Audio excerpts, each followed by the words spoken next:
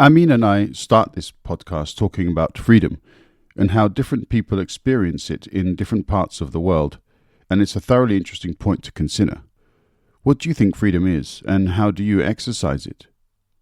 We talk about West Asia, or indeed the Middle East as it is known from the European gaze, and how it is not the place so many people from outside of the area, or those unfamiliar with the history of it, believe it to be. We talk about integration and what Amin thinks about the whole issue, which is a very novel perspective and deserves further consideration. I thank Amin for his time and for the many chats off mic that we have had, exploring culture in Jordan and the area around it. This is TwoandaMic. Rise up and be curious.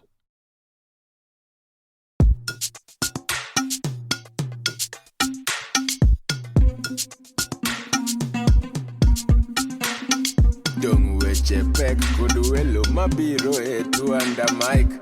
Dung parodit kod jok mawuoye TwoandaMic. Seche tin sud buta wawinji e TwoandaMic. Wola wachokre, wabed piny, bi wawinje ero chako momit ndi TwoandaMic podcast makende.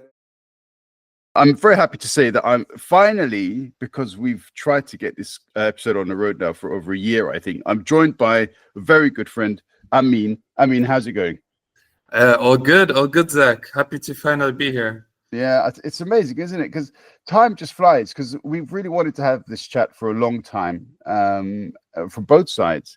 And whenever it just never got going. And now today, finally, we've managed to get that. So I'm very, very pleased because when we've spoken, you've often talked about your journey, about your life, and that there have always been so many fascinating episodes that I've wanted to know so much more about. And hopefully today we'll get to the bottom of some of it. Yeah, like I said, really happy to be here. You are such an amazing person, Zach. I mean, this is away from the podcast. Honestly, you are a very special person. You're not like the normal Zachs. You are also a very fascinating story. Also, you've told me a bit about your family, but let's not delve into that right now. But it's also a fascinating story. I was telling my girlfriend about it yesterday. Oh wow! Okay, thank you for that. Yeah, you know that I don't pay any money for these. I'm joking. I appreciate your sentiments. I mean, thank you very much. Yeah. You already received my Bitcoin wallet before this podcast. Excellent, cool. So yeah, so let's start at the beginning then. Where were you born, and what was going on? Yeah, so I was born in Jordan in a middle higher class family in there, so it was good, and I lived there the first 16, 17 years of my life. Finished school there, and I lived in a community where, the minute you finish school, you think about going to university. And so most of my colleagues, usually the thing in Jordan is that you go mostly to UK. Some of us go to US, and the rest of the world, very few do get to go to. But UK was the usual scenario. So I ended up going to UK, to study. I left UK when I was 17. And a year after that, some things happened. And with things, I mean, I lost my visa to UK. And I ended up, at the same time, my family was starting to move or thinking about moving from Jordan. And so they ended up moving to Latin America. So I went back to visit Jordan for a week. By the second week, my father asked me, "Hey, do you want to visit Latin America?" And so I did. So I went to Latin America. The plan was to stay there for 2-3 weeks and go back to complete my studies in UK. But that never happened. I ended up staying in Latin America. And the reason I say Latin America is, again, there's many countries there. So at the time, it was Paraguay. And while I was staying there, the rest of the family was kind of moving in steps. So everyone was kind of finishing their whatever they had open in Jordan and then moving. So my father was there. And so I was living with my father and brother in Paraguay. And my father was like, it was at the time where Germany made their universities tuition free. So my father was like, apply to Germany and try it out. And so I applied to Germany and ended up moving to Berlin while I was 19. So a little recap summary: 0 to 17 Jordan, 17 to 18 in Nottingham, UK, 18 to 19 was Paraguay, Ciudad del Este, and then starting from 19, somewhere along 19, I moved to Berlin, which is where I resided for the last 10 years. Yeah. And you got a degree in? I ended up studying renewable energy in Berlin. In English or in German? In German, indeed. It was such a struggle, of course, at the beginning.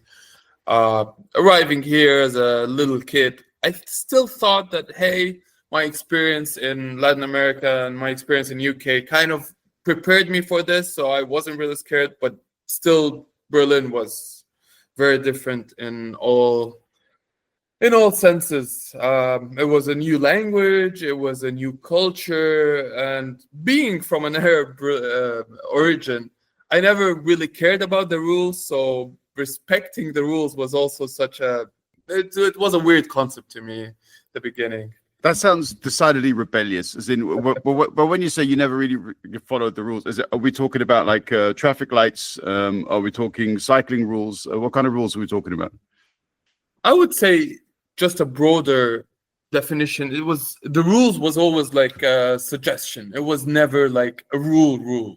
Just whether it's traffic lights, because that's also a thing I've done. I used to steal my father's car and go around, and when the police tried to stop me, well, I never stopped. That's why I'm here. In Jordan, yeah? Yeah. Okay. All right. And just then so that people get a note that, okay, you weren't like doing some crazy shit in the streets of Berlin, this was in Jordan. Okay. No, this was in Jordan. This was just like, how can I say? In Jordan, I just felt invincible. And I was a spoiled brat kid, was what you would say to people like me, because I kind of had the feeling that it doesn't matter what I do, I have people to pull me out of whatever trouble I create. Now, nothing crazy illegal, but I don't know, maybe driving a car while not having a license is considered as illegal, so I would say that. But it came from ignorance. It wasn't like me trying to make a point or statement or anything that benefits humanity. It was just utter stupidness. And I would say teenager times, it's quite usual to do some stupid things.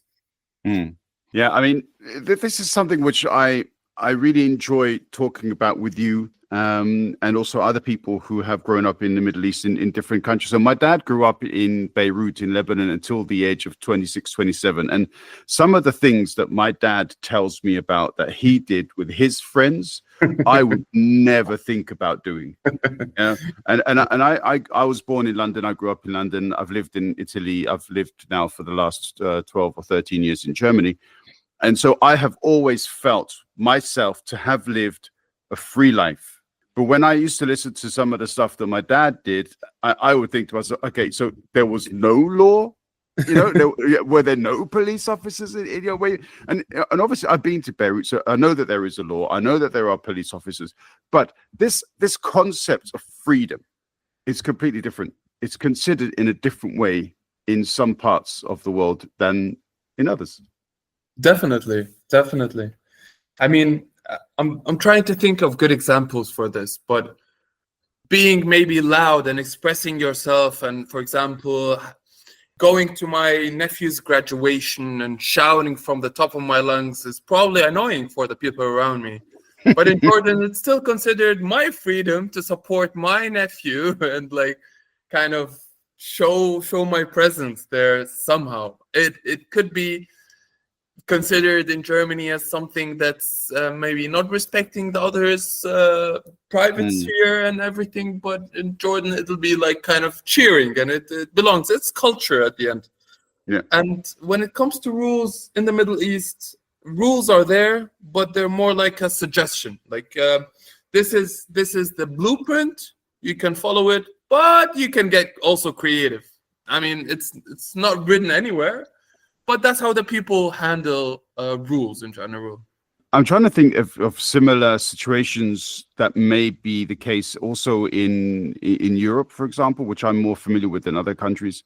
And I would imagine it's possible that this is also the case in these kinds of Western democracies, because what we definitely have a two-tier system. We've got a system where if you're rich, it doesn't matter.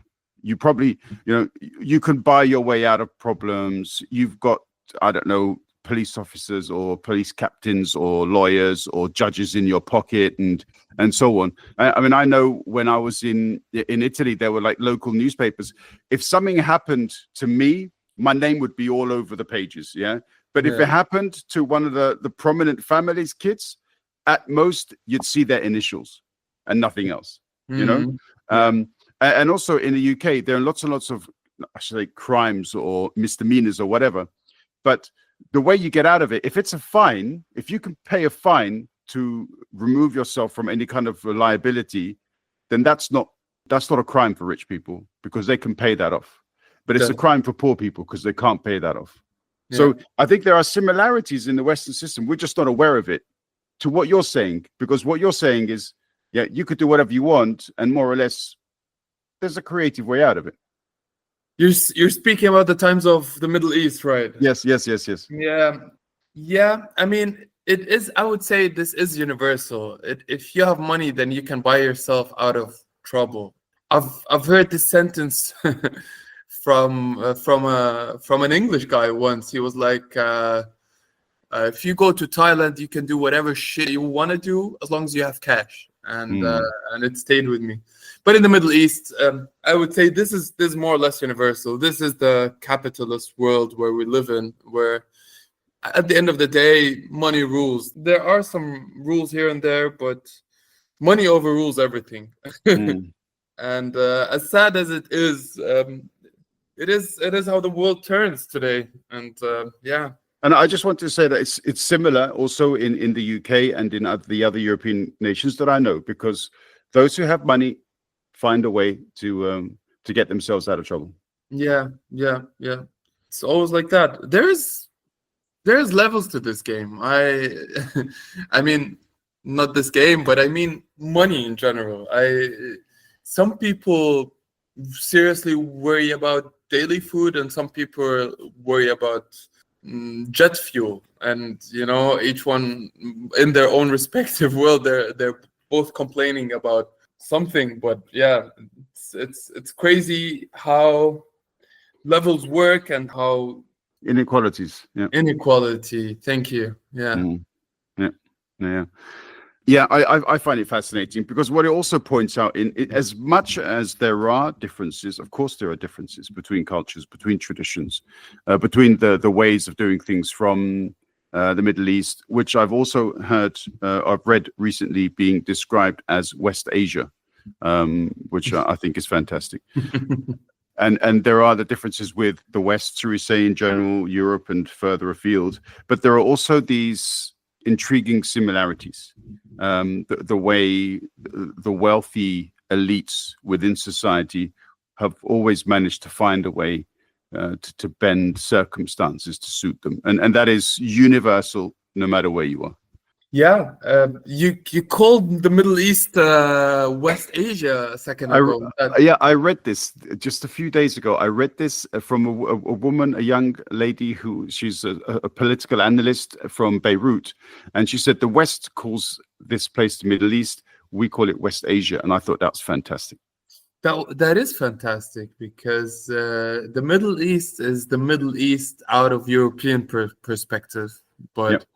And not if you check the geography and the maps of where the Middle East is actually located, because and I was on the subject actually a while ago, how the Middle East is geographically very, I mean, if you look at the Middle East from Western glasses, all you can think of is probably, it's a war zone area with a lot of trouble, people there. And that's how the Middle East is usually portrayed. However, that place, not because I'm born there, but I see the discrepancy between the media that I get, for example, and the media that my Western girlfriend gets, which is totally different perspective. Sometimes we get the same video, but the comments that we have are just totally different. Yeah. And it's just always such an open discussion of, the Middle East. What is the Middle East? Well, it's first of all, the Middle East is not a place that is interested in war. War is imported there. We do not want war. No one in the Middle East wants war. It's logic. It just makes sense. Even, to add to this, you have a place that's actually very culturally rich and religiously rich. Like you have a place that over thousands of years, where humanity started, it is the connection between Africa and Asia. So it's actually, the thing is, the Middle East is a place for itself. We call it in Arabic Shibh al-Jazira al-Arabiya, which is something like an island look-alike. What we call it, it's because it's actually surrounded by water from three sides. Mm-hmm. And from the northern side, it's kind of connected by land, and it connects Africa to Asia, which is, once you go there, you'll see the culture, you'll see religion, you'll see the richness of culture. However, none of this is portrayed in the Western media. It's portrayed as the terrorist place and I don't know what place. I think it's always, for the people who know, they know, but I think in general it's not fair, because it's a place with a lot of history and a lot of heritage and a lot of good stuff, just like any other place. And perhaps a bit more than many places, because it has such a long history. There are many, many parts of the Western world that simply do not have written records that go back anywhere near as far as many of the cultures and cities in West Asia or the Middle East as we know it. Definitely. Not only that, anything that was discovered in the Middle East or by any Arab, maybe Muslim name, then it gets rebranded in the Western literature to something universal. So it's kind of the history. I think Europeans just don't know what actually came from the Middle East or from the Arab world or from the Muslim world. Like it's all also really hard to divide, because the Middle East is in generally Arab because they speak Arabic, but not all Muslim. In the Middle East, we also have a lot of Christians, especially in Jordan. There used to be also a big Jewish community. I mean, Palestine used to, like, everyone knows that Palestine is the birth of, not Palestine necessarily, but maybe Jerusalem is the birthplace of more or less all religions. You go to Jerusalem, you'd see a synagogue close to a mosque, close to a church, and they're all together, kind of living in peace and harmony. And actually, one of the most, this is such a memorable thing that happened with me. One time I was in Sao Paulo. It was actually the first time I was in Sao Paulo, we met a guy, and he was like nice. He heard us speaking Arabic, and he looked at us. We were cute. We spoke to him, and my brother asked him, like, what's your name? And he was like, Jack. And he was very reluctant to say his family name. But long story short, we met a guy that used to live in Egypt, and he's Jewish. So you get to a place that actually has all these cultures living together, and you just have it all always portrayed in this way that it's kind of a problem zone when it's actually not. Yeah. my dad's best friend was born in Palestine, in Jerusalem. Unfortunately, he passed a few years ago, and Sorry about that. yeah, thanks. He always used to comment as well about, and he was Armenian, but he always used to comment on how the people just actually, if you left this area to the people, there would be no problem. Definitely. I have Palestinian friends as well. They always said that the Palestinians used to really like working for Jewish companies and Jewish people because they knew where they stood. They had no problems. And he also reiterated again that left to the people, there would be no problems. And this is unfortunately the kinds of narrative that we don't hear, as you say, enough of in the Western press. And this is why one of the many reasons why I am so not just disappointed, more than that. It triggers me beyond belief when the Western press simply represents all of the Middle East like some huge battlefield where everybody's constantly trying to get one over on the other one, and one religion is doing more to destroy another, and so on. That's not how the people are. That's not how the people have been. And one of the reasons why that's the case is because, unfortunately, looking at the location, geographical location of so many of these nations over the last 1,000, 2,000 years, they have seen so many different people come and go. If it's Alexander the Great, or if it's the Persians, or if it's some other group, or the Crusaders, people have always come through. And what have they brought with them? War. But if these areas had been left to themselves, clearly there were trade disputes, and there may have been battles here and there. I'm not saying that it's never happened, it would never have happened, but in the way that we see it now, in the way that it's described and characterized now, it's completely false, and that's disappointing. Definitely. Moreover, I mean, back in the day, you definitely maybe had disagreements or fights or some type of, let's call it, war. But it was a tribal war. And even in a tribal war, there was rules. There was always the big, or the head of this tribe can speak to the head of this tribe, and they can solve it over a cup of coffee. That's how tribal things works, and it's more or less. But it was never about killing the people. It was never about destroying people's reputation or people's religion or people's beliefs. It was never about that. It was just probably maybe fighting over land or fighting over dignity, but it was never about hurting people. Whereas today, I mean, yeah, it looks very different. It's very sad what's happening today, for example, in Iran, and I keep on seeing also this huge portrayal of Iran as the ultimate horror or the ultimate evil in the area. When I'm not gonna say, when Iran is actually like also a country.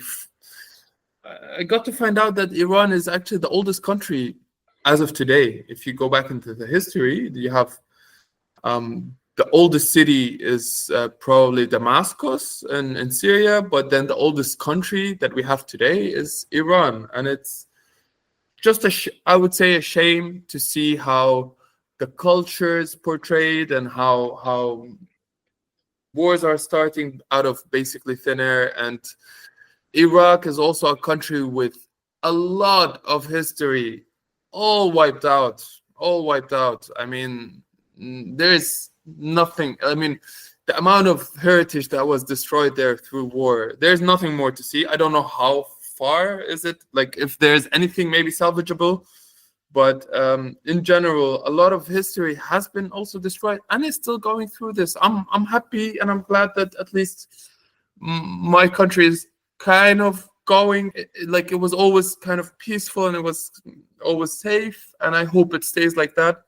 But still, I have family in Jordan, kind of, although Jordan is not actually involved in any war, but I have my sister and my nephew and my niece sending me videos of the rockets flying through the sky, which is not a scene you'd like for kids to grow up in.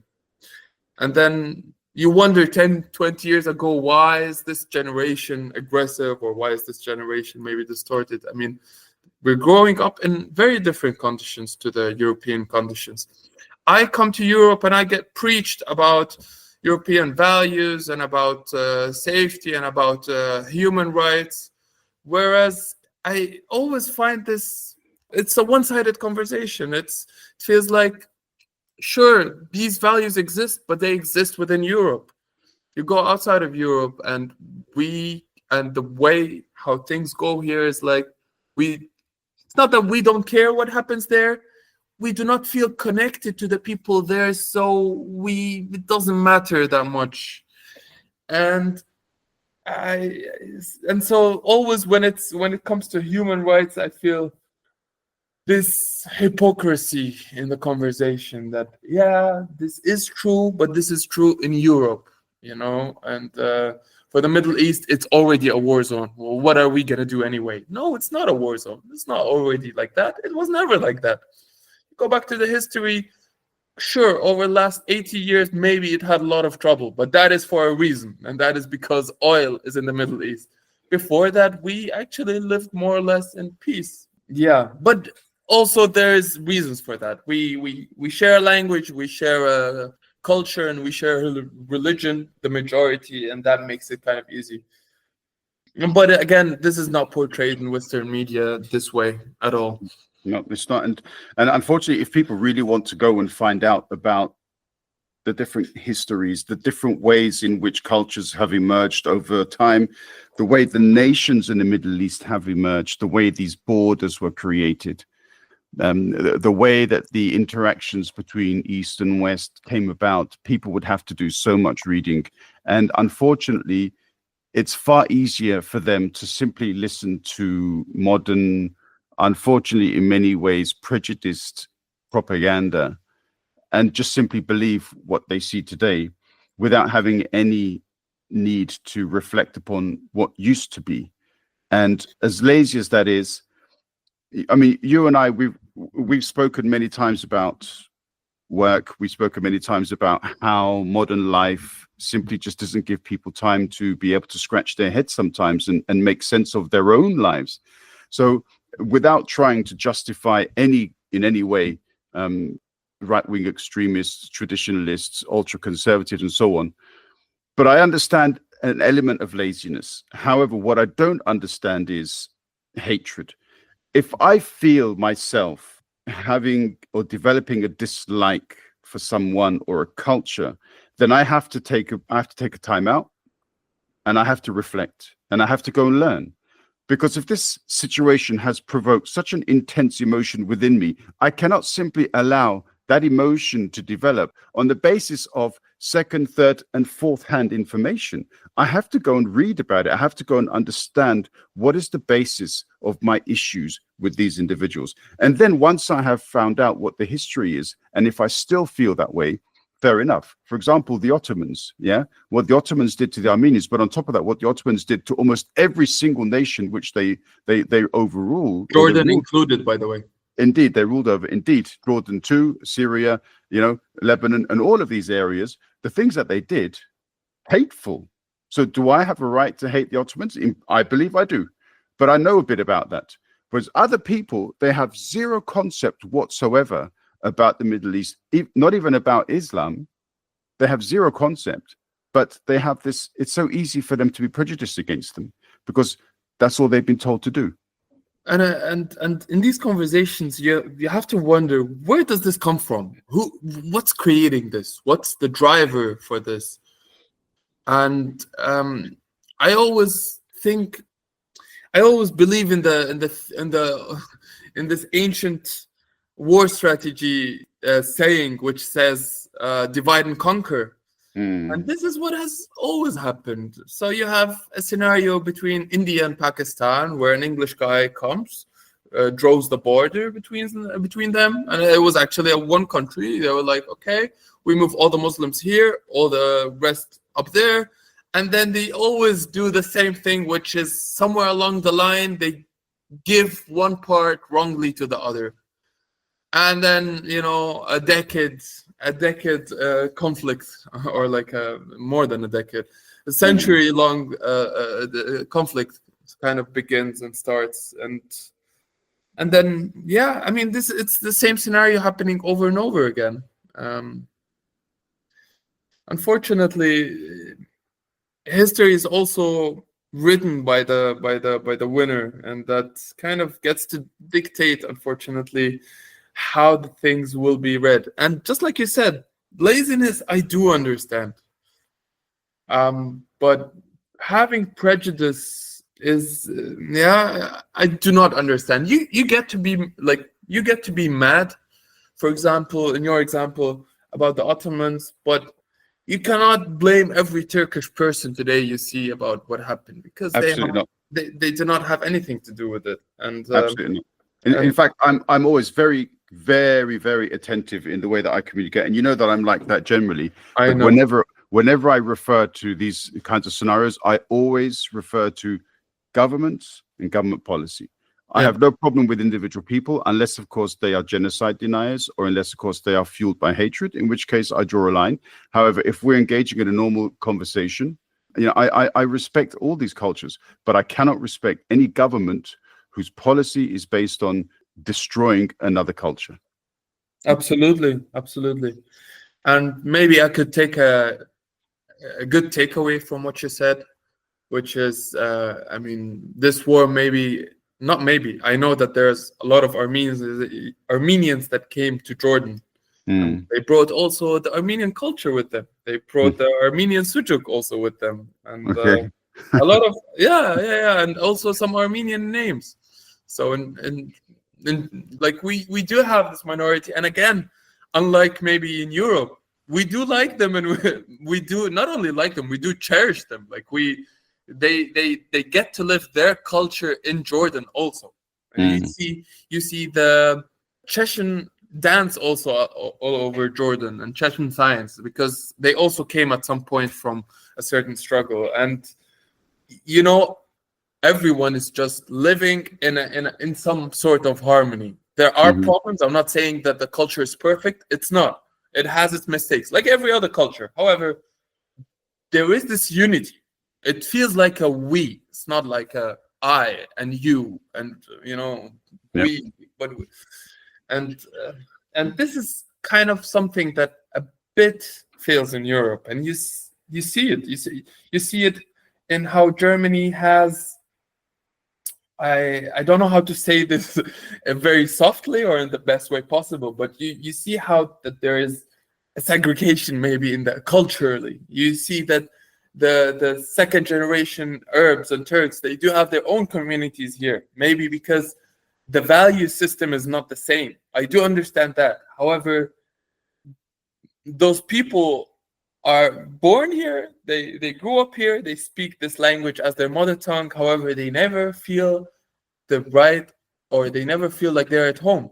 And this is something that still 10 years later sometimes actually surprises me. I met with an ex-colleague a while ago, like a few days ago, who used to work at the same company, and he is exactly one of those people. He was born here, he grew up here, but he said this. He was like, "I this is not my country. This is the I would rather go serve to my home country, where the country of his parents came from, but he doesn't feel this feeling towards Germany." And this happens way too often, and we have to ask ourselves why is this? I mean, not me, maybe Europeans, but it's a legitimate question.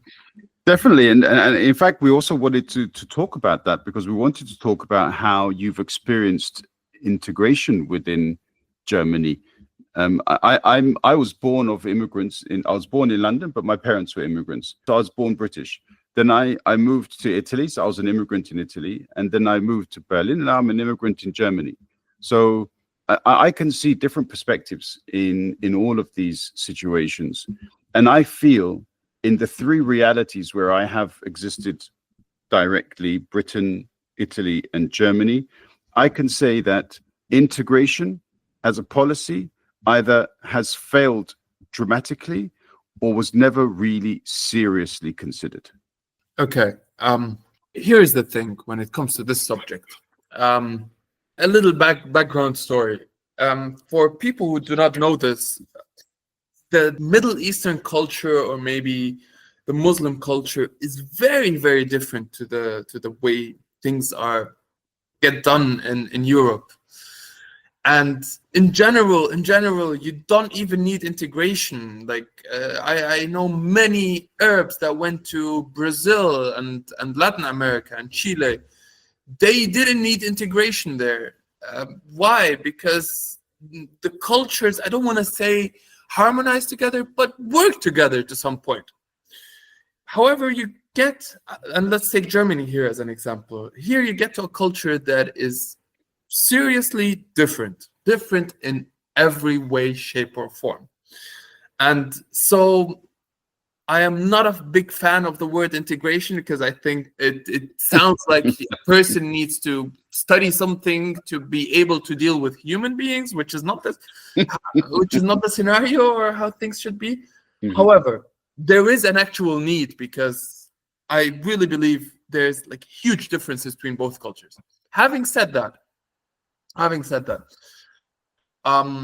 my experience was, my experience was a bit tougher than the usual, I would say, because I was very young, 18-year-old, and it just felt that the whole value system that you base your life on is kind of completely different. The way we look at stuff was completely different. So there was this need of someone explaining me why things are being handled or being done the way they are in Europe.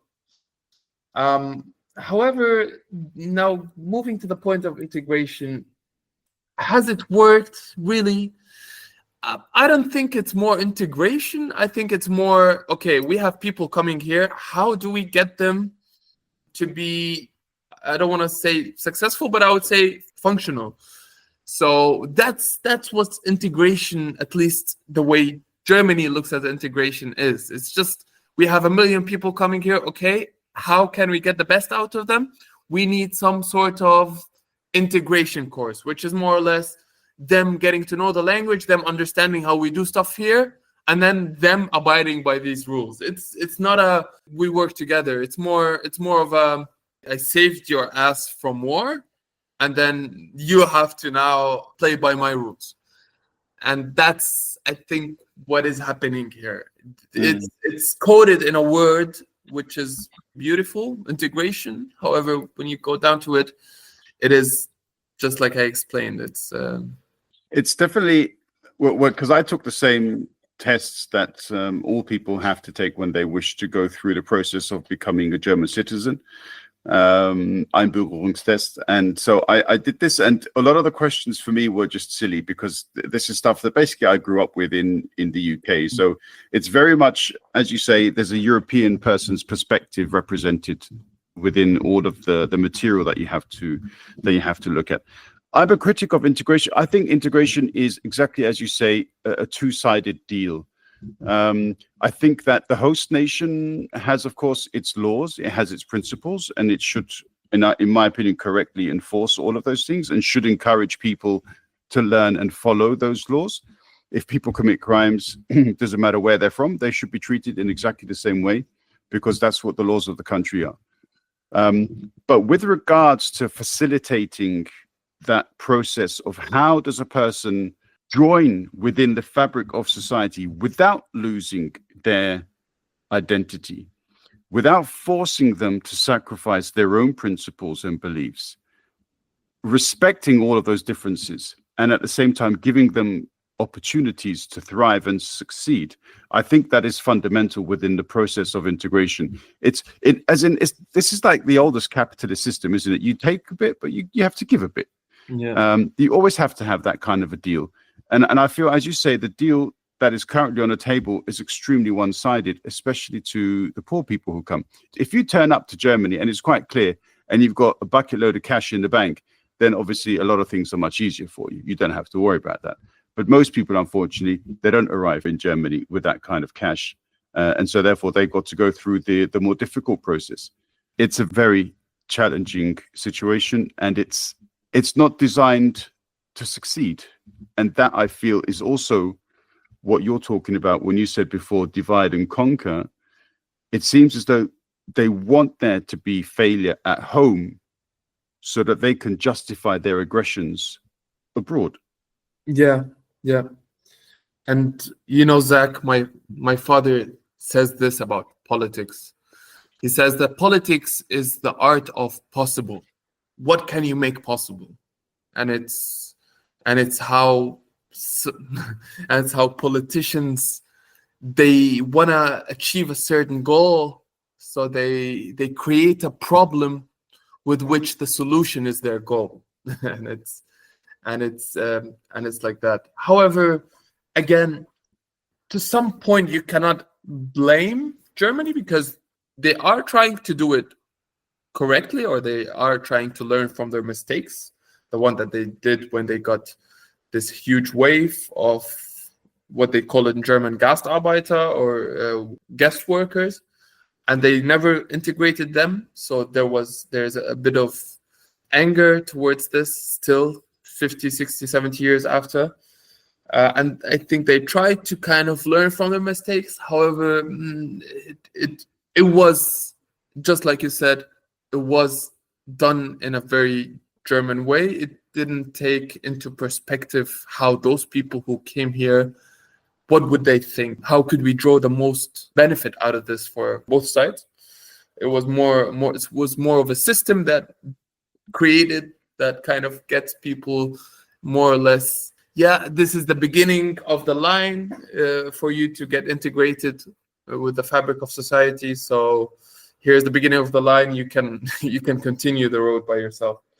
And in general, let me be clear about this. I don't think there's always this idea or perspective that Europe is racist, maybe, or maybe Germany is racist. I want to say that, in my humble opinion, Germany is not more racist than any other country. It's like the usual stereotypical kind of, yeah, this and that. But I wouldn't say that Germany.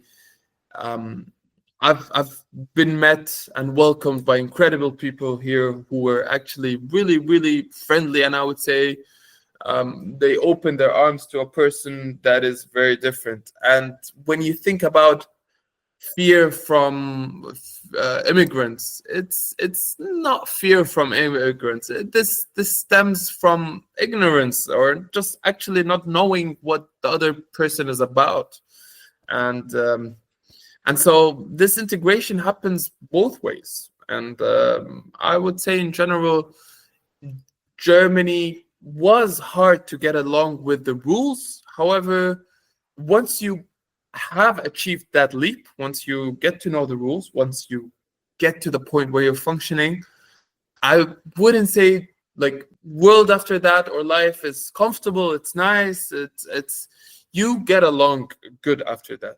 However, there is some work that needs to be done at the beginning, and it's not easy on both sides. You have a country that's hosting people and giving those people their needs, their very desired needs, especially for people who came from troubled zones.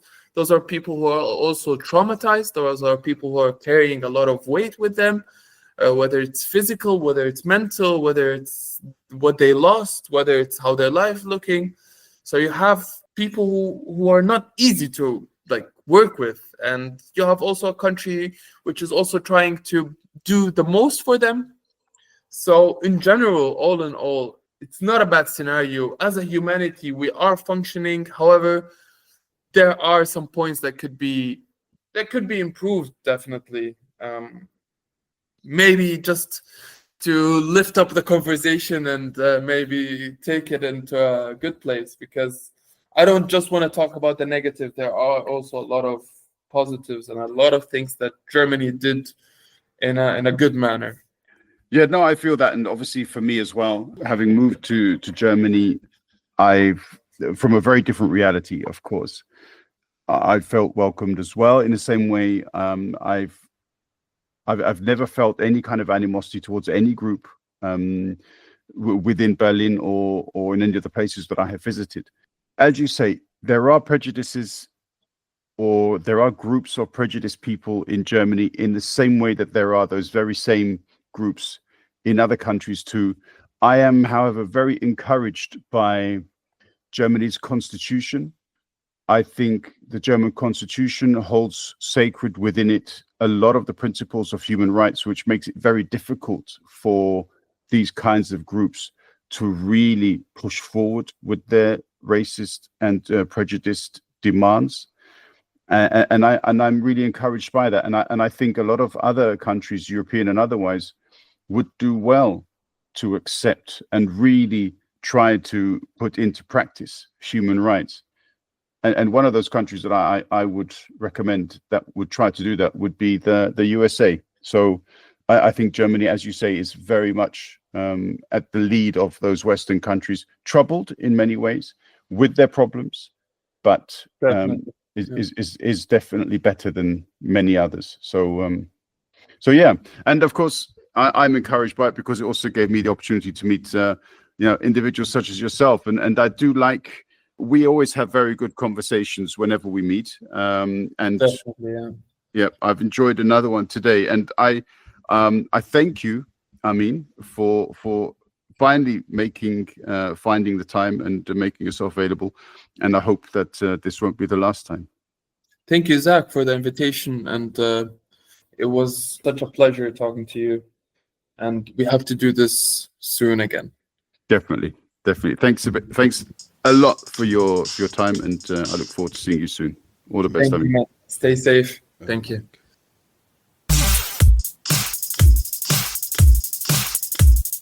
Two and a mic.